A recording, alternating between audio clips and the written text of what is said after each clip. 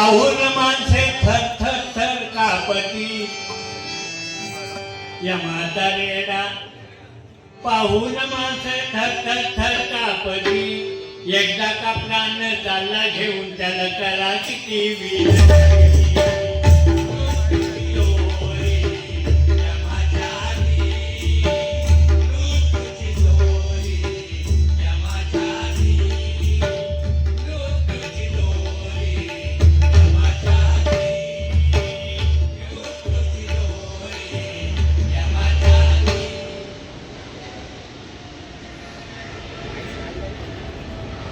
यमाचा रेडा दिसला की माणसे थरथर थरथर कापतात, पण मृत्यूची दोरी त्याच्याच हातात आहे. काय झालं बघा, प्रत्येक नियमाला अपवाद असतो, त्याप्रमाणे ह्या सावित्री आणि सत्यवान सावित्रीचं भारोड आहे. सावित्रीने आपला मेलेला नवरा परत जिवंत आणला, हा अपवाद आहे. ते एकदा माणूस गेलेला पुन्हा येणार नाही. काय झालं बघा, ही सावित्री जेव्हा वयात आली तेव्हा बापाने चप्पल भिजवून हैराण झाले, पण कुठे वर मिळायला तयार नाही, नवरा मिळेना. तेव्हा बापाने सांगितलं की तू आता स्वतःचा नवरा स्वतःच बघ. आताचे पण आई बाप तसंच सांगतात. एका पोरग्यात म्हणजे 12वी वाल्यात मी विचारलंय, अरे काय मरत साधून लागलं, तर आता मोठं झालं, 32 वर्षाचं झालं. म्हटलं तुका काही शाळेत मिळेल ना, म्हणजे हायस्कूल कॉलेजला असताना 12वी मिळेल ना तुका. तर म्हणा काकानं बघितलं होतं हो, पण 7वी पासूनच एंगेज सगळं. जेव्हा जपत त्यांनी ह्या उत्तर माता दिलंय, 7वी पासून ती त्याच्यावर मग करणार काय. म्हटलं बरोबर तुझं. तेव्हा आता एक विनंती, ज्याने त्यांनी आपला बघा, औषध असतो तो इलाज नाही. आता नंतर मग ती लपडी करत कोण बसायचं, ज्यांनी केलं तो निघतालीच आपलं. आणि ज्यांनी अशी लव्ह मॅरेज वगैरे केले नाही, ते दरवाजा लावून भांडी घासतो आणि भांड्याचा आवाज येऊ नये म्हणून टीव्हीचा आवाज. तेव्हा जपा बाबा बघा जायचा. आम्ही आपले त्याच्यातनं मोकळा झाला. आता काय, आता आमचे दिवस किती राहले, 5 गेले आणि 10 राहले. उलटा बोलला नाही, ठीक आहे, 10 गेले आणि 5 राहले तरी 50, म्हणजे 76 केली मी किती एवढे वर्ष करतो किती का. चला गमत बिघड. त्या बापाने सांगितलं तुझा नवरा, सावित्रीला सांगितलं तुझा नवरा तूच शोध. लावण्याची खाणं लावण्या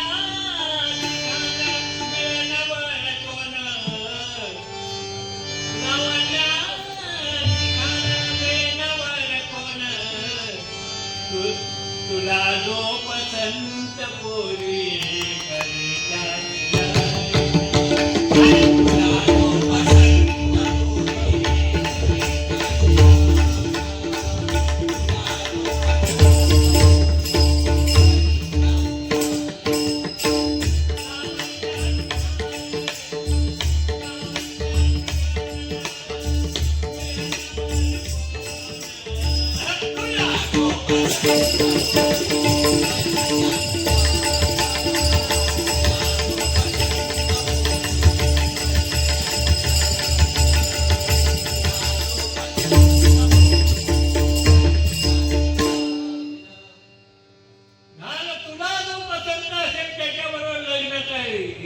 सावित्री देखणी रूपवान. शेवटी 10-5 मंत्री बरोबर घेतले आणि वनात गेली नवरा शोधायला. फिरली, दुपार झाली, एका झाडाखाली बसली. आणि तिकडून समोरून बलल दंड शरीराचा असा एक माणूस आला. त्याला पाहिलं, या सावित्रीने सांगितलं लग्न करीन तर याच्याशीच करीन. कोण होता तो? सत्यवान. लग्न करीन तर याच्याशीच करीन. काय तेव्हा नारद मुनी म्हणतात नारायण नारायण करीत ते आलेले म्हणतात, अगं सावित्री एकदा पुन्हा विचार कर. हा पितृभक्त आहे, मातृभक्त आहे, सगळं काही चांगलं आहे, पण तेव्हा ती म्हणते पण कशाला बोलतात, सगळं काही चांगलं आहे ना, पण का बोल. अगं सावित्री, आजपासून 1 वर्षाने याचं मरण आहे. आजपासून 1 वर्षाने हा मरणार आहे. तेव्हा पुन्हा विचार कर. तेव्हा ती काय सांगते बघा.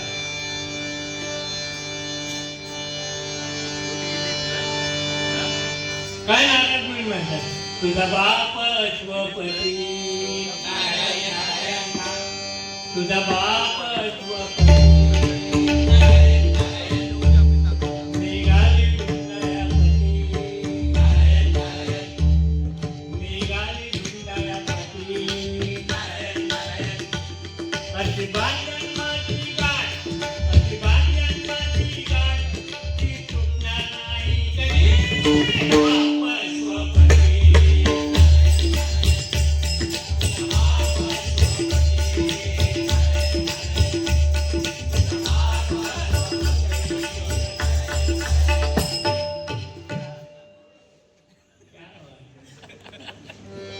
तरुणपणात असले वाहतूक जर माता मिळाले असते ना, पण आता म्हातारपणी काय करणार असं होतं. आवाज आहे तोपर्यंत.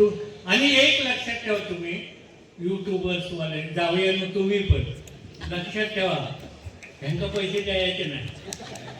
हे माझ्या भाजनात वाहतूक असले तर पैसे द्यायचे नाही. त्याचं कारण सांगते, पांचाळ गोवंक यांनी वचन दिलेला, विजय पर्वाच्या भाजनात वाजवीन म्हणून वचन दिलं. त्यांना वाजवू का? त्या वचन मोडणार नाही. त्या पैसे दिले असतील ते वाजवणार.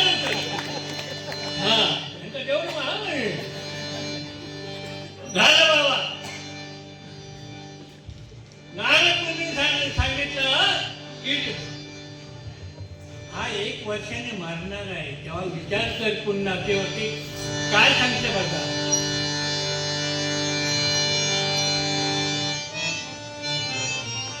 सर्वदेशचा राजा, सर्वदेशचा राजा,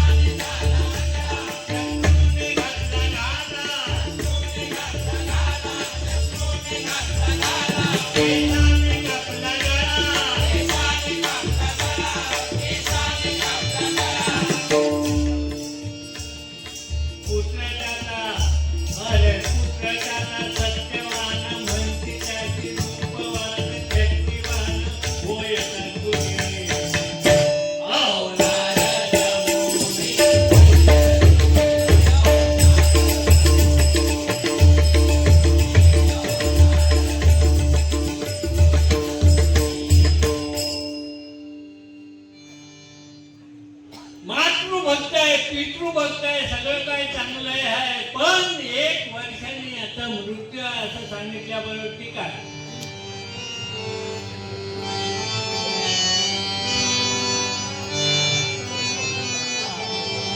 निर्धार.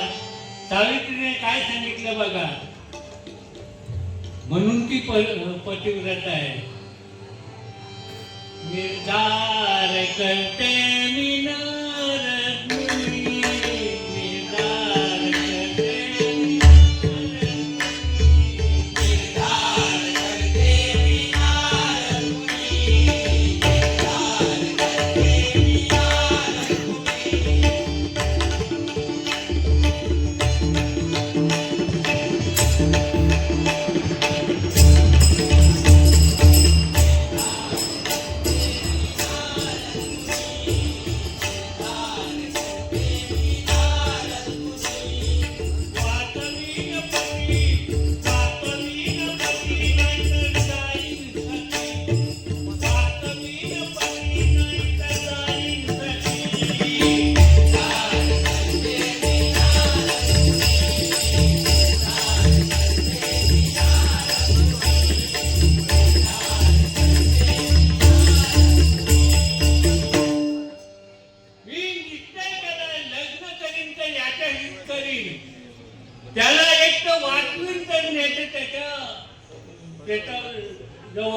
सती जाईल असं सांगितलं.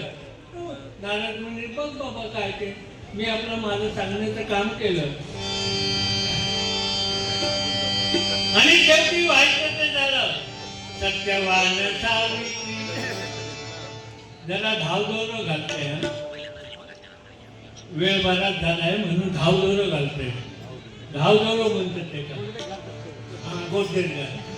सत्यवान सावित्री झाले दोघे पती पत्नी.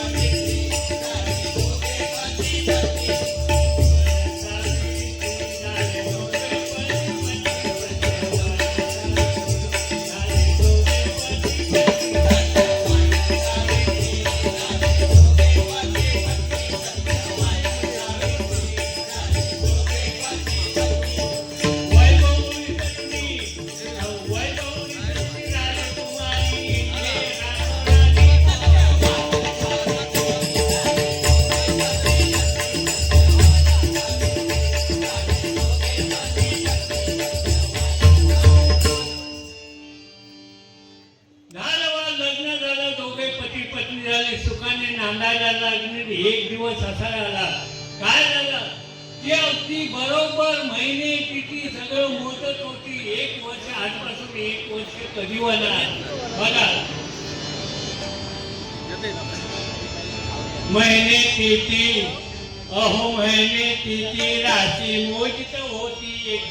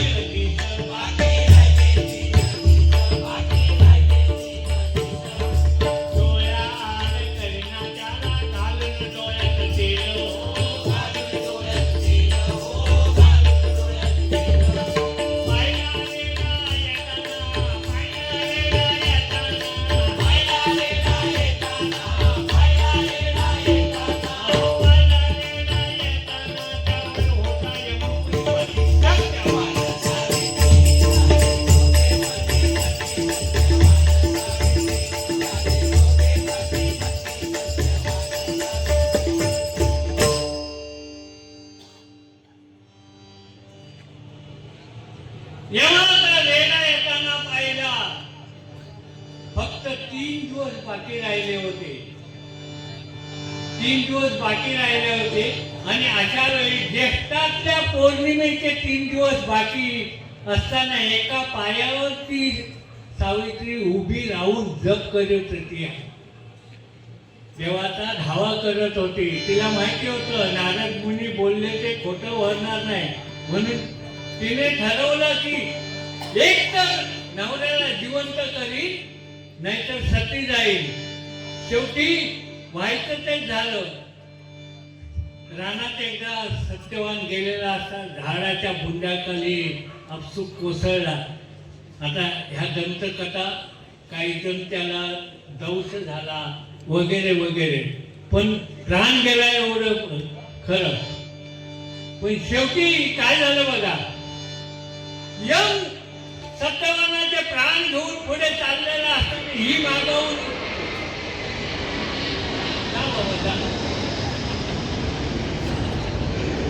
येऊन घेऊन गेलो.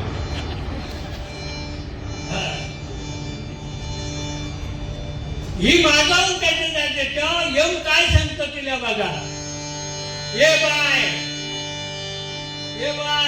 तू कोणाची कोण तुझं नाव गाव सांगायची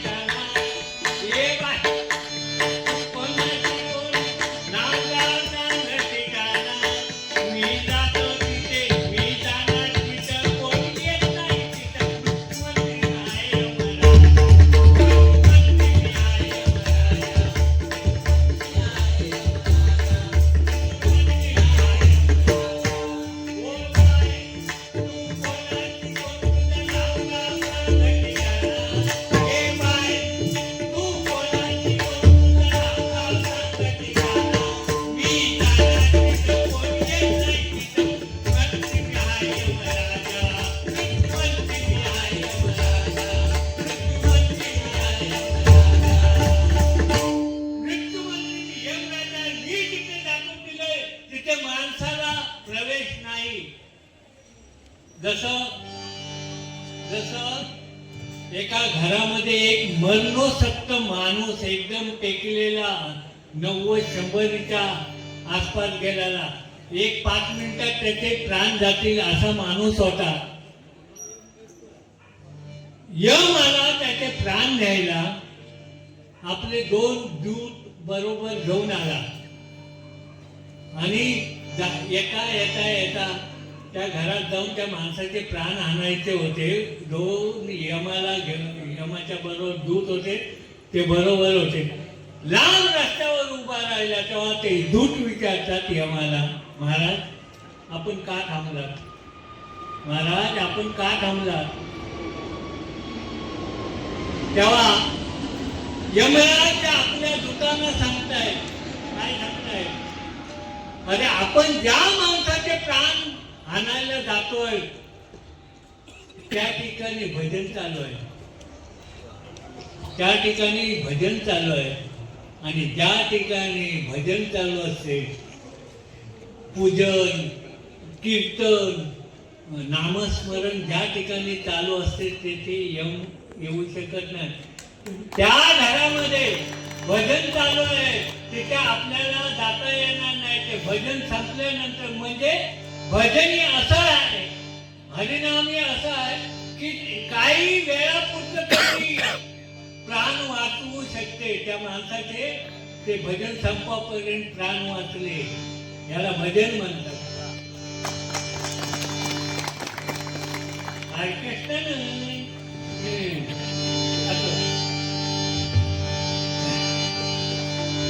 आपण खैली लावता ते गिरवडेकरांचा पुस्तक.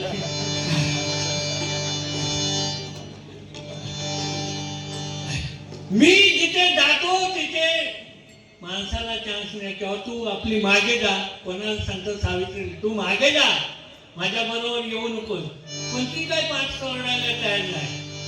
काय केलं तिने बघा. रडली नाती भरी मन केलं घट्ट, रडली नाती भरी मन केलं घट्ट. रेड्यावरच्या यमापुसे काय चुकला वाट, रेड्यावरच्या यमापुसे कुठं चुकला वाट. दानव ना मानव सांगा काय काढलं काम, सत्यवाना चाललो घेऊन सूर्यपुत्र यम. अवधूत ना धाडिले, अवधूत ना धाडिले, तुम्ही आला का सदा. प्राण माझ्या पतीचा शिंपी होता, ओ आया, ओ येते ना होता. प्राण माझ्या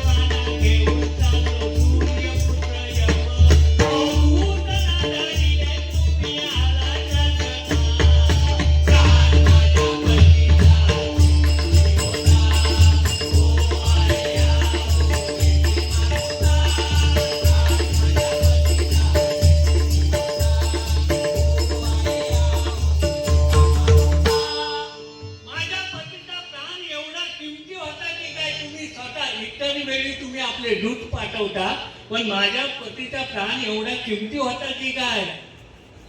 तुम्ही स्वतः आले तेव्हा येऊन सांगतो हा पितृभक्त होता, मातृभक्त, एवढा पुण्यवान सत्यवान होता म्हणून मला स्वतः यायला लागले. लक्षात ठेवायचं, जो पुण्यवान आहे त्याला येऊन स्वतः न्यायला येतो, अशी भूता नाही पाठवली.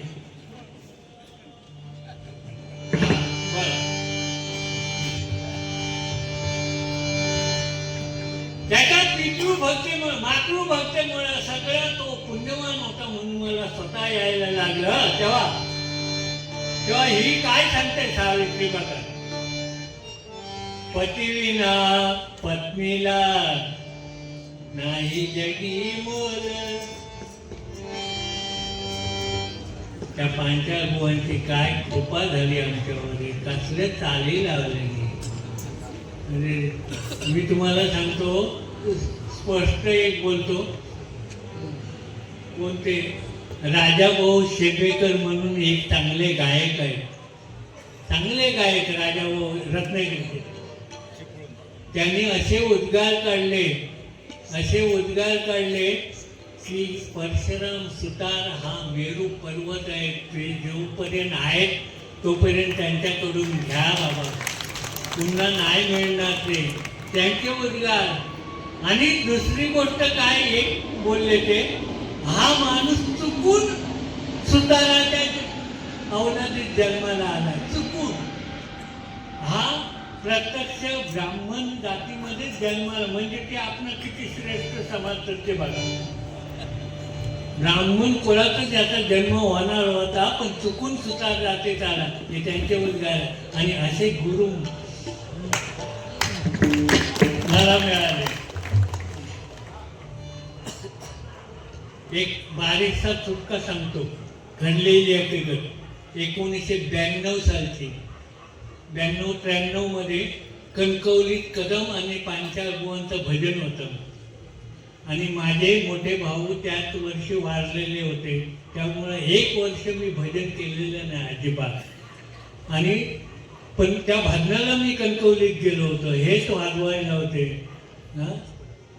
पाऊस पडत होता, अशा वेळी मी खाली बसलेलो होतो आणि दोन्ही बाऱ्या बुवांच्या झाल्या आणि बाहेर आम्ही रस्त्यावर आलो. तेव्हा बुवा मला विचारलं, विजय भजन कसं झालं? म्हटलं भजन छान झालं, पण म्हटल्याबरोबर ते काय म्हणतात, असं का बोलतात?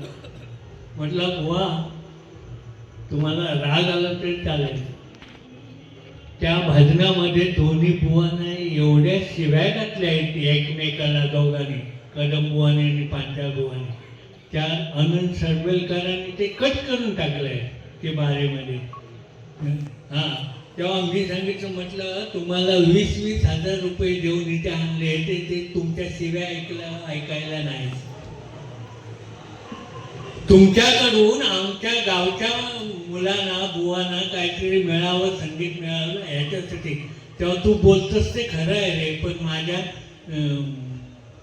कोकण दर्शन गजराचं त्यांनी विडंबन केलं म्हणून मला बोलावं. लोकांनी म्हटलं डोक्यावर घेतला आहे ना तो गजर, लोकांनी घेतला आहे ना, मग तुम्ही का तुमचं संगीत दाखवा. तेव्हा समोर कोण होतं माहिती आहे? गणित आमानेचे विनायक कदम होते. ते मला काय म्हणाले, बुवा तुम्ही एकदम डायरेक्ट बुवांसमोर बोलता, गुरुंसमोर, सत्य परिस्थिती आहे, देवाला स्मरून डायरेक्ट बोलता. म्हटलं हो, माझं त्यांचं गुरुचं नातं, गुरुने शिष्याचं नातंच नाही. माझं त्यांचं, मी त्यांचं शिष्य नाही, मी ते माझे गुरु नाही. मग मुलाचं आणि बापाचं नातं आहे आणि मला तो अधिकार आहे. ते माझे बाप आहेत, मी त्यांचा मुलगा आहे म्हणून बोललो. आता गुरुनी शिष्य म्हणून नाही बोललो, ही सत्य परिस्थिती आहे.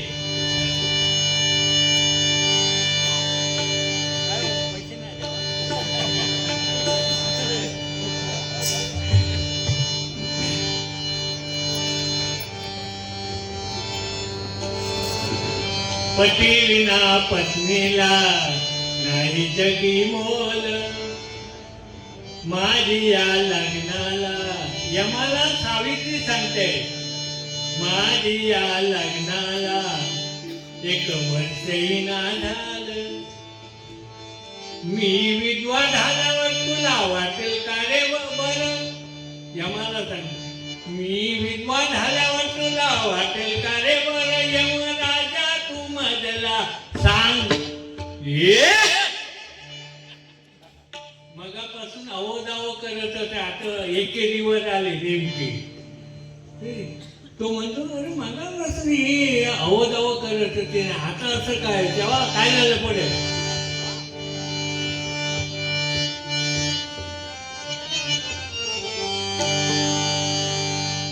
यमराज काय म्हणतात बघा पाहिल्या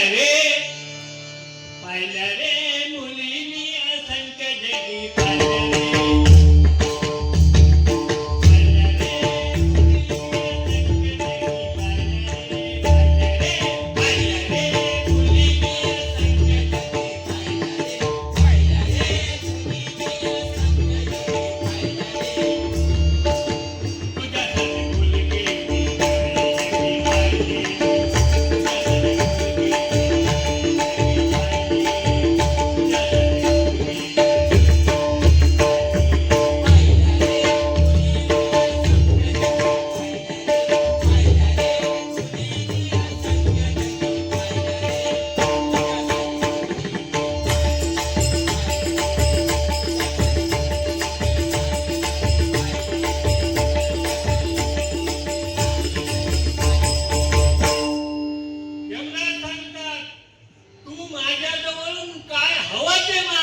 पण पतीचा प्राण मागू नकोस नाहीतर मागे जा तुला काय हवं ते माग पण पतीचा प्राण मागू नकोस हिने आयडिया केली काय केली बघा ठीक आहे मागते माझा सासरा आंधळा आहे तो डोळे धुवू दे तू कसा म्हणत तू म्हणजे तसाच तू तसाच तू मग याची बुवाने सांगितलं ना लोकेर बुवाने म्हणजे गुरव बुवान नाही लोकेर बुवाने सांगितलं शुद्ध बोलायला शिका बरोबर आहे त्यांचं म्हणणं तसाच तू म्हणा काय एक तसा म्हणा पैसे तुमका जो मिळालेले तर माझा सासरा आंधळा तो डोळस होऊ दे वा मी माझ्या बापाची एकटे एक पोरगी माझ्या बापाला 100 पुत्र होऊ दे एका सवय झाली कोणा यमात सवय झाली तथास्तु तळ्यात मळ्यात सवय झालेली असताना मध्येच एकदा मळ्यात म्हटलं की बाकात तसं प्रकार झाला काय झालं तथास्तु ती मागते हा तथास्तु म्हणते माझ्या सासऱ्याचं गेलेलं वैभव आहे ते परत त्याला मिळू दे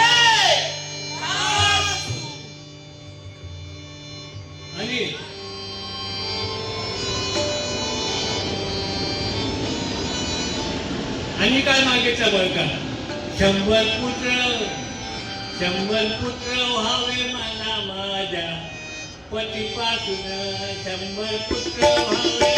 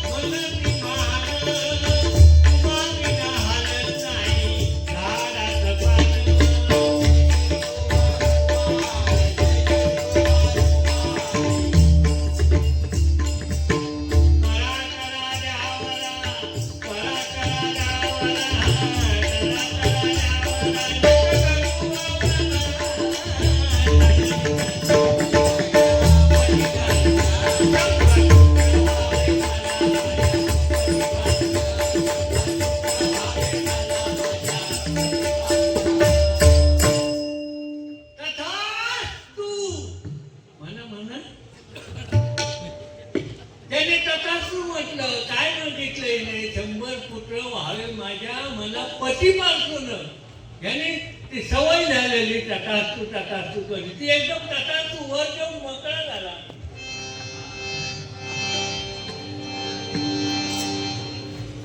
तरी तो यम काय म्हणतो बघा, 100 पुत्र तुझ्या पतीपासून होतील तुला, पण पतीचा प्राण मागू नकोस. क्या शेवटी ती काय सांगते बघा, सावित्री सांगते, वर ठराया खरा माझा पती जिवंत हवा हो, पती जिवंत हवा हो, हे वर ठराया खरा माझा पती जिवंत हवा,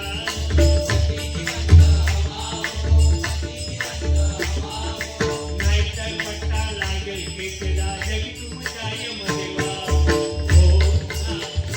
हो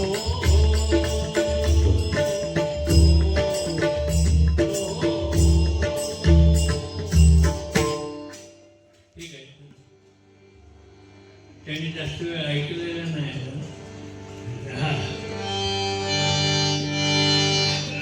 हिने सांगितलं, अरे माझा पती जिवंत, त्याचा प्राण तू घेऊन चाललास, मी त्या माझ्या पतीपासून तुला 100 पुत्र व्हावेस असं कसं काय म्हणतोस. यमदेवाला विचारलं तेव्हा त्याच्या डोक्यात प्रकाश पडला, आपण वर देऊन फसलो, पण करतो काय, वचन दिलं नाही एकदा आपण.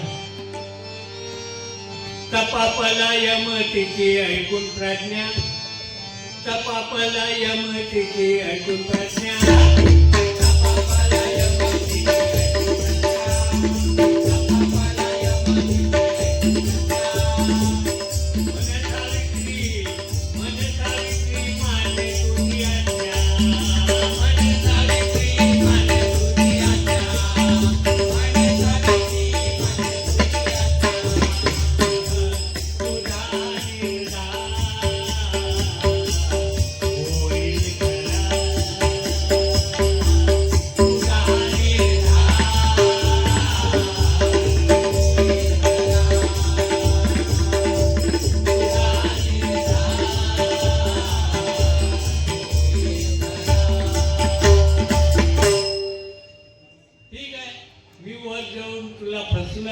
तुझा निर्धार खरा होईल.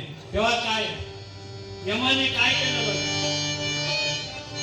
सत्यवानाच्या कुडीत प्राण, सत्यवानाच्या कुडीत प्राण,